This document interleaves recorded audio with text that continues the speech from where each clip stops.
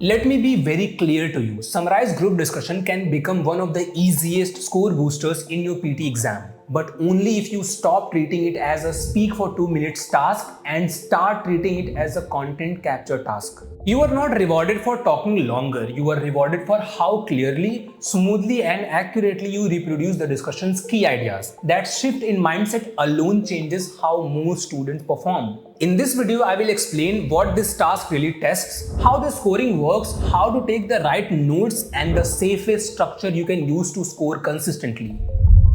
What this task actually is, in summarized group discussion, you listen to a discussion involving multiple listeners. While the audio plays, you take notes. Once it ends, you summarize the discussion only using those notes. The biggest mistake students make is trying to sound impressive or paraphrase aggressively. The safest and most reliable approach is simple. Capture the real points, then deliver them using a clear structure and natural flow. What the scoring actually cares about? Your response is evaluated on 3 areas. Number 1, content. Did you include real ideas from the discussion? Not vague generic statements. Number 2, oral fluency. Did you speak smoothly without unnatural pauses, restarts or hesitation? Number 3, pronunciation. Were your words clear and consistently understandable? Everything you do in this task should serve one goal: relevant points plus smooth delivery plus clear speech. The time myth you must stop believing. Many students believe that speaking longer automatically leads to higher scores. In reality, longer responses often increase the chances of mistakes, fluency breaks, and hesitation. A focused, well-structured response is far more reliable than pushing yourself to speak close to the time limit. The goal is controlled delivery, not maximum duration. Make smart notes, not perfect notes. Let's talk about the core strategy. First, make smart notes, not perfect notes. In this task, you are not writing sentences. You are simply creating a roadmap for speaking later. Your notes only need to remind you what to say, not look neat or grammatically correct.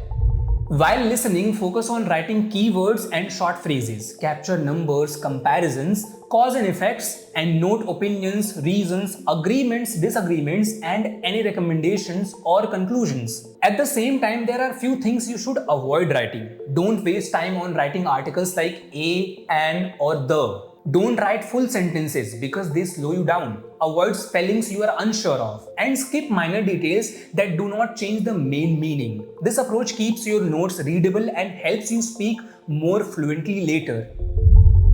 Recommended note-taking format. Now let me show you the note-taking format I recommend. Divide your page into 3 columns: Speaker 1, Speaker 2 and Speaker 3. As you listen, add each speaker's point under their column. If you miss something, don't panic. Skip it and move on to the next idea. And when you hear an example, write only the keyword, not the full explanation. This keeps your notes clean and prevents confusion when you start speaking, which directly protects your fluency. The safest speaking structure. Now let's talk about the safest speaking structure. You can use the same structure every single time. Start with one-line introduction that mentions the topic and overall theme. Then talk about speaker 1 and cover 2 or 3 key points. After that, move to speaker 2 with 2 or 3 points. Then speaker 3 again with 2 or 3 points. Finally, end with one-line conclusion that sums up the whole discussion. This structure works even if your notes are not perfect because it forces logical flow and keeps you organized. Reusable speaking structure. Here is a simple speaking structure you can reuse. Today's discussion focused on introduction. The first speaker explained point 1 and also mentioned point 2. The second speaker highlighted point 1 while adding point 2. The third speaker emphasized point 1 and suggested point 2. Overall, the speakers agreed that point 1, although point 2. This works because you are using natural connectors, converting notes into clear spoken sentences and avoiding risky paraphrasing. Getting content right. Now let's talk about content without overthinking it. Weak content sounds like this. They discussed many important points and shared different opinions. Strong content sounds like this. They compared 2 viewpoints, explained the main causes and suggested practical solutions. Every sentence you speak should carry at least one real idea, a reason, a problem, a solution, a contrast or a recommendation. That's what keeps your response specific and valid. How to protect your fluency? Fluency is the next big thing you need to protect. Fluency usually breaks for three reasons. First, the notes are messy and hard to read. Second, you try to fix grammar while speaking.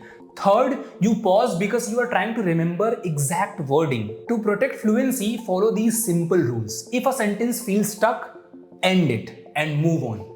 Don't restart the same sentence again and again. Use simple connectors like however, moreover, or as a result to maintain the flow. Remember this, a smooth, imperfect sentence scores better than a perfect sentence with stops and restarts.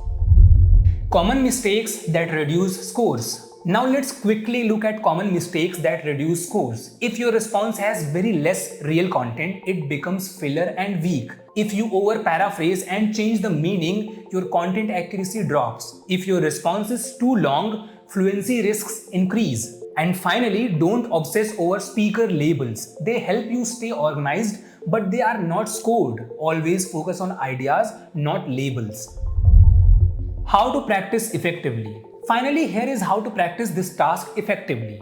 Each day, do one summarized group discussion question. After that, review how many key points you captured. Ideally 6 to 9. Then fix only one thing, like cleaner notes, better connectors, or smoother delivery. Apply that fix in every next attempt. This kind of targeted practice improves scores much faster than doing many questions without review. So now you know how to approach summarized group discussion the right way. Smart notes, a clear structure, and a smooth delivery with real discussion points.